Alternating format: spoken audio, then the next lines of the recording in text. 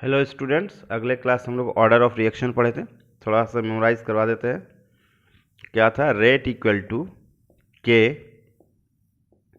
ए का पावर मान लीजिए अल्फ़ा था। ये अल्फ़ा और बीटा का वैल्यू जब हम लोग निकालेंगे, ये एक्सपेरिमेंट करके आएगा। ठीक है, एक्सपेरिमेंट ले आएगा।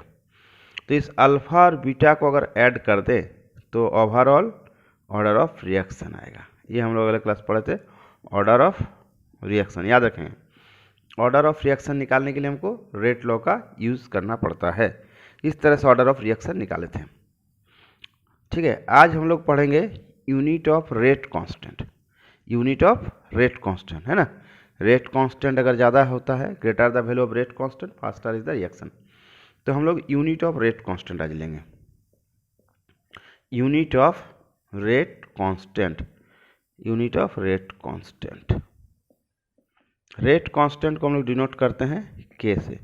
यूनिट ऑफ रेट कांस्टेंट के। तो यदि हम लोग लेते हैं for first order reaction, first order reaction. Order of reaction का नाम सुनते ही दिमाग में आपका आना चाहिए रेट लॉ, क्योंकि रेट लॉ से ही ऑर्डर ऑफ रिएक्शन निकलता है। तो रेट इक्वल टू के।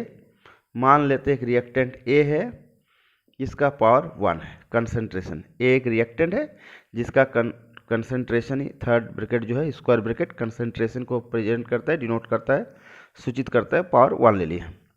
रेट को हम लोग क्या लिख सकते हैं? चेंज इन कंसंट्रेशन, कंसंट्रेशन बटा टाइम, टाइम इंटरवल को हम शॉर्ट में टाइम लिख देते हैं, इक्वल टू के। थर्ड ब्रैकेट को क्या लिखेंगे? कंसंट्रेशन को शॉर्ट में कॉन्क लिखते हैं, पावर 1। अब देखिए, इधर मल्टीप्लाई है, इधर डिवाइड हो जाएगा, क्योंकि हमको यूनिट निकालना है के का। तो के को एक तरफ रखेंगे, मल्टीप्लाई है, डिवाइड हो जाएगा। तो time into conc equals to K. Conc conc cut गया, बचा 1 बटा time equals to K. Time का क्या होता है? सेकंड। तो के का यूनिट क्या हो जाएगा? पर सेकंड या सेकंड इनवर्स। ठीक है, पर सेकंड या सेकंड इनवर्स। ये हो गया फर्स्ट ऑर्डर के लिए। क्लियर है? अब इस तरह से हम लोग अगर स्क्रीनशॉट लेना है तो ले लीजिए, या तो इसको पॉज करके उतार सकते हैं, कोई दिक्कत नहीं है। नेक्स्ट आता है, अगर हम लोग फर्स्ट ऑर्डर के जगह यहाँ पर हो जाता जीरो ऑर्डर के लिए, मान लीजिए जीरो ऑर्डर दे दिया, सेकंड ऑर्डर कोई भी दे सकता है। ठीक है, 2 नंबर मान लीजिए आपको दे दिया for zero order reaction. Zero order reaction के लिए आपको निकालना है के का unit, zero order reaction. Reaction को शॉर्ट में आरकेन लिख देते हैं। तो ऑर्डर ऑफ रिएक्शन का नाम सुनते ही दिमाग में आता है रेट। रेट इक्वल टू के। मान लेते एक रिएक्टेंट है बहुत जीरो। जीरो क्यों? क्योंकि ये जीरो ऑर्डर रिएक्शन है। रेट को क्या लिख सकते हैं? कंसंट्रेशन बटा टाइम, चेंज इन कंसंट्रेशन बटा टाइम इंटरवल। के किसी भी संख्या का पावर 0 1 होता है, तो ये हट जाएगा 1। तो कंसंट्रेशन का होता है मोल पर लीटर टाइम का सेकंड इक्वल टू के। तो यूनिट क्या बन गया? मोल पर लीटर पर सेकंड इक्वल टू के। इससे फ़ायदा क्या है? यूनिट को देख के भी आप पता लगा सकते हैं कि कौन सा ऑर्डर रिएक्शन है। मान लीजिए किसी का के का वैल्यू दिया हुआ है 60 पर सेकंड। अब आप पता लगा लेंगे कौन सा ऑर्डर रिएक्शन का है, फर्स्ट ऑर्डर, क्योंकि इसके आगे ही पढ़े सेकंड इनवर्स है ना। सेकंड इनवर्स के का यूनिट किसके लिए, किस रिएक्शन के लिए सेकंड ऑर्डर होता है? ये सेकंड इनवर्स होता है। तो फर्स्ट ऑर्डर रिएक्शन के लिए के का यूनिट होता है सेकंड इनवर्स। ओके, नेक्स्ट आते हैं हम लोग। तो हो गया जीरो ऑर्डर के लिए। इस तरह से सेकंड ऑर्डर का निकाल सकते हैं। एक और बता देते हैं सेकंड ऑर्डर का। ठीक है, सेकंड ऑर्डर का कैसे होगा? सेकंड ऑर्डर रिएक्शन का अगर हम पूछे, सेकंड ऑर्डर के लिए लिखते हैं ना, सेकंड ऑर्डर रिएक्शन के लिए। तो ऑर्डर ऑफ रिएक्शन मतलब ही रेट लो। तो रेट इक्वल्स टू के। एक रिएक्टेंट ए मान लेते हैं, पावर 2। इसको लिखेंगे कंसंट्रेशन बटा टाइम इक्वल्स टू के, है ना। कंसंट्रेशन का पावर हो जाएगा 2। अब इसको हम लिख सकते हैं कंसंट्रेशन बटा टाइम। देखिए, इधर मल्टीप्लाई है, इधर आएगा डिवाइड होगा।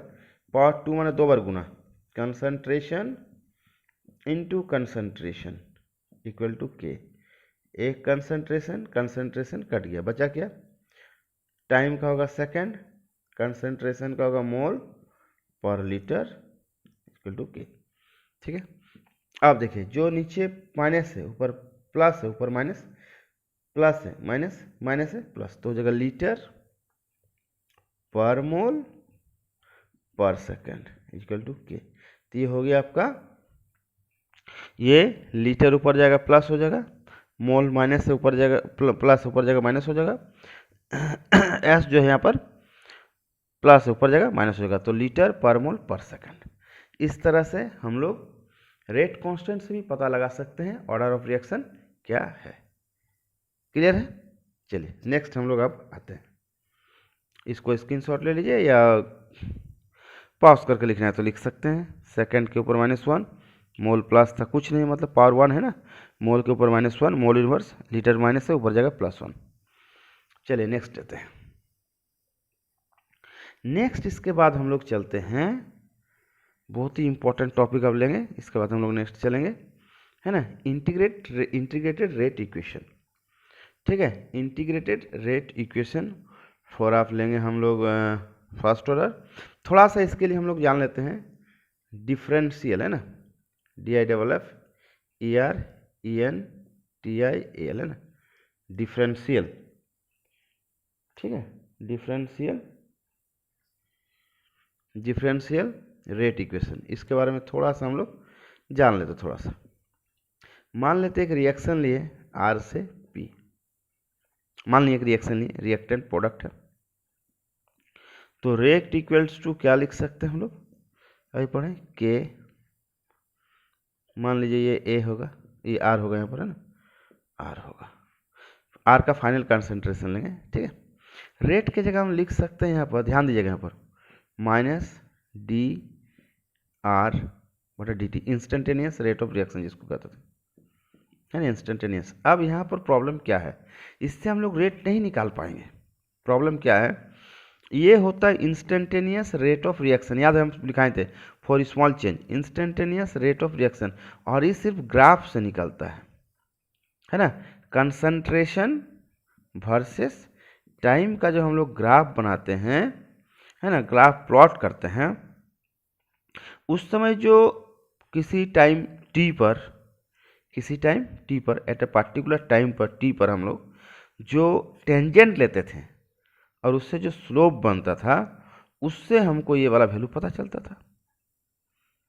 ठीक है, तो भाई ये तो बड़ी इनकन्वीनियंट हो जाएगा, यानी इसको निकालना बड़ी डिफिकल्ट हो जाएगा, तब हमको इंटीग्रेशन का यूज़ करना पड़ा। क्लियर है? इसीलिए डिफरेंशियल रेट इक्वेशन का यूज़ करते हुए हम लोग उसको इंटीग्रेट करके निकालेंगे, इंटीग्रेटेड रेट इक्वेशन को निकालेंगे। कैसे निकालते हैं देखिए, है ना, सिंपल तरीका से हम फर्स्ट ऑर्डर का भी निकालेंगे और जीरो ऑर्डर का भी निकालेंगे, दोनों का निकालेंगे। ठीक है, कितना इजी तरीका से निकालते हैं। ग्राफ हम लोग बाद में लेंगे, ठीक है, पहले हम लोग इसको डेरिवेशन कर देते हैं, हाफ लाइफ पीरियड कर लेंगे, उसके बाद हम लोग ग्राफ उसका बनाएंगे इजीली तरीका से। तो हम हेडिंग दे रहे हैं integrated rate equation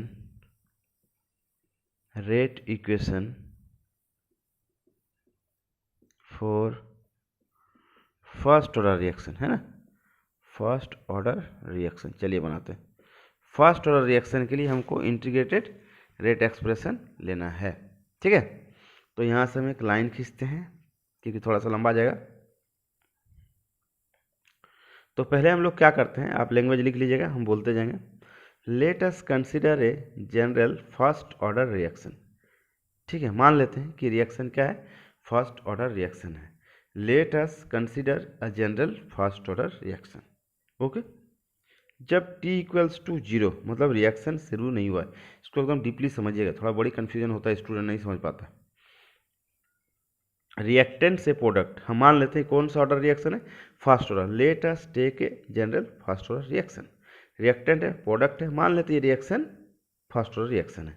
t equals to 0, उस समय a का कंसंट्रेशन होगा मैक्सिमम, a मोल पर लीटर, p का ऑलमोस्ट 0 होगा, इसको हम लोग इनिशियल कंसंट्रेशन भी बोलेंगे। After time t second, after time t second या t कुछ भी हो सकते हैं, मिनट घंटा कुछ भी ले सकते हैं, ठीक है, मान लेते हैं इधर घटेगा a माइनस एक्स मोल पर लीटर, मैंने इतना अभी रिमेनिंग है, इतना बचा हुआ। मान लीजिए 10 था, 10 से एक बात के माने मान लेते हैं फॉर एग्जांपल 10 था, 10 से 3 घट गया तो बचा 7 ना, तो 7 अभी बचा हुआ। 10 से 10 था तो 10 माइनस 3 तो 7 अभी बचा हुआ है। ठीक है, तो ये जितना घटेगा इतना ही बढ़ेगा x मोल पर लीटर। हो गया, ये हो गया इनिशियल, ये हो गया फाइनल, इनिशियल फाइनल। अब हमको according to differential rate equation या अकॉर्डिंग टू रेट लॉ क्या लिख सकते हैं, अकॉर्डिंग टू रेट लॉ लिख सकते हैं। क्यों रेट लिख रहे हैं, रीजन बताते हैं। क्योंकि integrated rate equation for first order बोला है, तो फर्स्ट ऑर्डर ऑफ रिएक्शन किससे निकलता है, रेट लॉ से, इसलिए हमको रेट लॉ को लिखना पड़ेगा। क्लियर है, किसी को कोई डाउट है? ए था 0, ए स्टार्टिंग में है 0, ये एक्स घटा एक्स बढ़ा, है ना। ठीक है, चलिए क्लियर है। अब चूंकि हमको वो बोला है फॉर फर्स्ट ऑर्डर रिएक्शन, और ऑर्डर ऑफ रिएक्शन किससे निकलता है, रेट लॉ से, तो रेट इक्वल्स टू, इसीलिए बहुत सारे स्टूडेंट कन्फ्यूजन हो जाता है, सर आपको कैसे पता चला वो लेना है। ठीक है, तो रेट इक्वल टू के, ऑर्डर ऑफ रिएक्शन है, रेट इक्वल टू के। यहाँ पर हम रिएक्टेंट, हम बार बार बताए थे, कोई भी लॉ होगा कंसंट्रेशन हमेशा किसका लेंगे, रिएक्टेंट का। तो ए लेंगे कि ए माइनस एक्स, क्योंकि ए नहीं ले सकते हैं उस समय तो रिएक्शन शुरू ही नहीं हुआ है। 1 क्यों लिखे, पावर फर्स्ट ऑर्डर रिएक्शन। अब रेट क्या होता है, इंस्टेंटेनियस रेट लेना है। ठीक है, इंस्टेंटेनियस रेट लेना है। इंस्टेंटेनियस रेट क्या होता है, एट ए पार्टिकुलर टाइम, उस समय change of concentration with respect to time, मैंने जो चेंज हुआ कंसंट्रेशन उसको लिखना है विथ रेस्पेक्ट टू टाइम। तो हम लिख सकते हैं इसको माइनस डी बटा डी टी, है ना। ये देखिए चेंज कितना हुआ, ए माइनस एक्स चेंज होकर हो, ये देखिए ए से ए माइनस हुआ, यहाँ पर जितना लिखेंगे उसी कंसंट्रेशन को यहाँ लिखेंगे, इक्वल टू के ए माइनस एक्स का पर 1 को छोड़ देते हैं।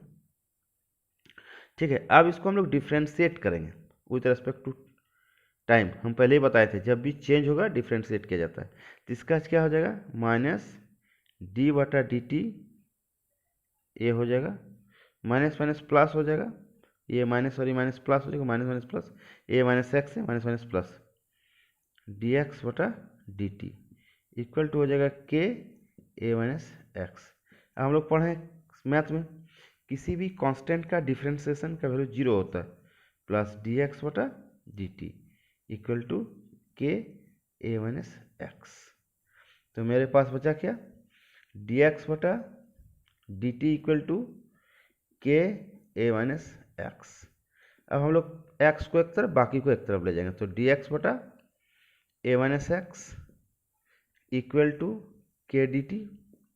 इस इक्वेशन को इंटीग्रेट करेंगे, है ना, इंटीग्रेट। देखिए यहाँ लिमिट लेके भी आप निकाल सकते हैं, लेकिन हम एनसीईआरटी को फॉलो करते हैं, उसी के हिसाब से चल रहे हैं, है ना।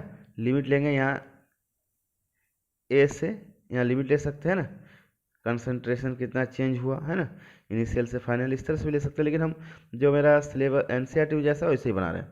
तो 1 बटा एक्स का इंटीग्रेशन होता है माइनस लॉग एक्स, तो एल एन नेचुरल लॉग है, इसका बेस ई है, ए माइनस एक्स। ठीक है, 1 बटा एक्स का लॉग एक्स, तो L N A minus x, चूँकि एक्स का आगे माइनस है इसलिए हम माइनस लगाएं, equal to K D T का क्या हो जाएगा, टी प्लस एक इंटीग्रेशन कांस्टेंट देंगे आई। इस आई का वैल्यू कैसे निकालेंगे, इस पॉइंट को थोड़ा ध्यान से रखिएगा, है ना। आई क्यों लिए, इंटीग्रेशन 2 टाइप्स का होता है, एक डिफिनाइट एक इनडिफिनाइट। डिफिनाइट में लोअर लिमिट अपर लिमिट दिया रहता है, तो जिसमें लोअर लिमिट अपर लिमिट नहीं दिया रहता है प्लस आई जोड़ा जाता है ना। और इस आई का वैल्यू कैसे निकालेंगे, देखिए व्हेन टी इक्वल्स टू 0, ध्यान दीजिएगा, then x also equals to 0। देख लीजिए जब टी 0 है, रिएक्टेंट घटा ही नहीं, मतलब रिएक्शन शुरू नहीं तो रिएक्टेंट घटेगा कैसे, तो एक्स इक्वल टू 0। अब इस वैल्यू को इस पर पुट करेंगे, minus L N A minus 0 equal to K into 0 plus आई। तो माइनस एल एन ए 0 को हटा देते हैं, के इंटू 0 0 हटा देते हैं, आई। अब इस आई के वैल्यू को इक्वेशन 1 में पुट करना है, तो L N A minus x equal to के टी आई। देखिए इस आई के वैल्यू को इक्वेशन 1 में पुट करेंगे, तो minus L N A, minus है इधर आने पर क्या हो जाएगा, plus ln a minus ln a minus x equal to के टी। क्लियर है? ठीक है। अच्छा, बहुत सारा स्टूडेंट क्या करते हैं, यहाँ ध्यान दीजिएगा, बहुत सारा स्टूडेंट क्या गलती करता है, ln a minus minus plus कर देते, ये गलती कभी नहीं कीजिएगा।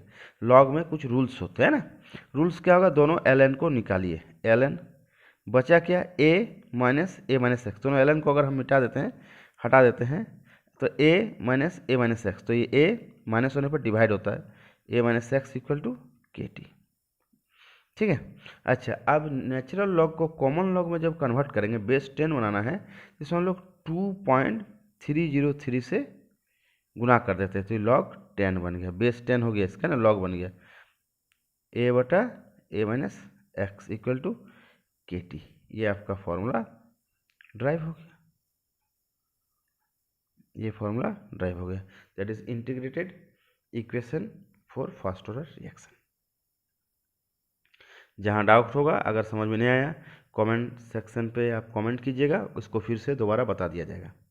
क्लियर है? नेक्स्ट हम लोग लेते हैं, है ना, integrated rate equation for zero order reaction. इसका स्क्रीनशॉट ले लीजिए, या इसको आप पॉज करके लिख भी सकते हैं। क्लियर है? अब हम लोग जीरो ऑर्डर के लिए लेते हैं, सेम लेंगे। चलिए नेक्स्ट जीरो ऑर्डर के लिए,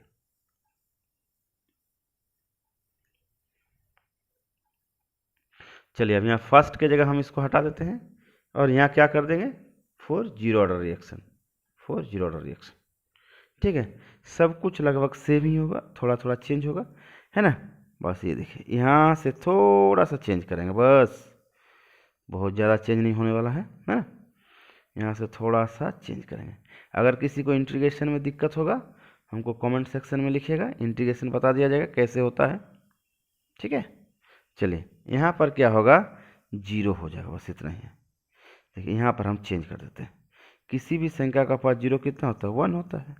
अब इसका डिफ्रेंशिएट करेंगे, माइनस डी ए बटा जी टी। ठीक है, यहाँ जितना होगा उसी को यहाँ लिखा जाता है ना, ये एवरेज रेट ऑफ रिएक्शन है, ये एवरेज बोल mistake, sorry, instantaneous at a particular time T पर कितना चेंज हो रहा है। ठीक है, इसीलिए इसको किए differentiate, minus minus plus D x बटा डी टी इक्वल टू के। अब ये हो जाएगा जीरो, किसी का भी कांस्टेंट का डिफ्रेंशिएशन तो जीरो होता है, डी एक्स बटा डी टी इक्वल टू के। अब हम लिख सकते हैं डी एक्स बटा D T equals to K, D x equal to लिख सकते हैं के डी टी। अब इस इक्वेशन को इंटीग्रेट कर देंगे, तो डी एक्स का होगा एक्स, के डी टी का होगा टी, प्लस यहाँ आई लिखेंगे उसी तरह से सिमिलर, जो कंडीशन बताएं उसी को फॉलो करेंगे। When T equals to zero, then x equals to also zero. अब इस वैल्यू को यहाँ पुट करेंगे, एक्स की जगह जीरो, के इंटू टी की जगह जीरो प्लस आई, तो zero equal to zero plus i, that is i. I का वैल्यू पुट करेंगे इक्वेशन 1 में, एक्स इक्वल टू के टी प्लस आई का वैल्यू कितना पुट कर दिए, जीरो, इक्वेशन 1 में पुट किए। ठीक है, तो एक्स इक्वल टू के टी। अच्छा, एक्स के जगह हम लिख सकते हैं ए माइनस एक्स, किसी को कोई दिक्कत है, इक्वल टू टी को यहाँ ला देते, ठीक है, टी इसको लिख सकते हैं, कोई दिक्कत है, देखिए तो ए माइनस प्लस एक्स, ए तो कट ही जाएगा, आएगा x, that is initial concentration minus final concentration पूरा टाइम इंटरवल इक्वल टू के। तो मान लेते हैं कि एक जीरो ऑर्डर रिएक्शन है। ठीक है, ये पहले था ए जीरो, ए माइनस एक्स हुआ, ये घटेगा, जितना घटेगा उतना बढ़ेगा। रेट कैसे पता चला, रेट लिखना है, क्योंकि zero order reaction, order of reaction हम लोग कहाँ से निकालते हैं, रेट लॉ से।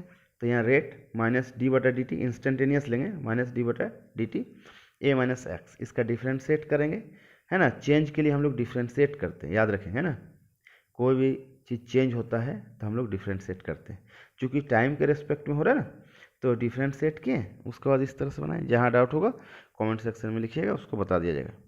इसके बाद हम लोग हाफ लाइफ पीरियड अभी लेने वाले हैं, कुछ देर बाद हाफ लाइफ पीरियड भी, उसको भी अभी हाफ लाइफ पीरियड लेंगे, उसके बाद आगे हम लोग चलेंगे। Okay, thank you for watching the video. अच्छा लगे तो शेयर कीजिए, सब्सक्राइब कीजिए, है ना, जितना ज़्यादा से ज़्यादा हो, और लाइक कीजिए। Thank you.